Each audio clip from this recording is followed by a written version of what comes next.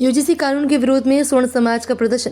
विधायक को सौंपा ज्ञापन। शिवपुरी का विधायक कैसा हो, देवेंद्र जैन जैसा हो के नारे लगाए गए।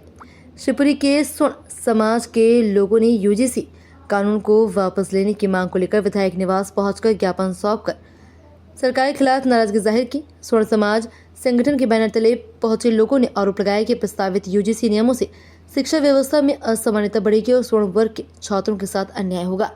ज्ञापन में यह भी कहा गया कि आरक्षण और अन्य प्रावधानों के कारण समाज में असंतुलन बढ़ रहा है, जिससे योग्य युवाओं के भविष्य पर असर पड़ रहा है। इस दौरान नारेबाजी भी की गई, जिसमें शिवपुरी का विधायक कैसा हो, देवेंद्र जैन जैसा हो जैसे नारे लगाए गए।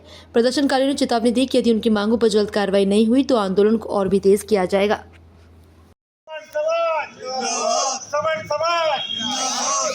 काला कानून वापस लो, काला कानून वापस लो। UGC roll back, UGC roll back, UGC roll back. सवर्ण एकता जिंदाबाद, सवर्ण एकता जिंदाबाद। UGC roll back, UGC roll back, roll back.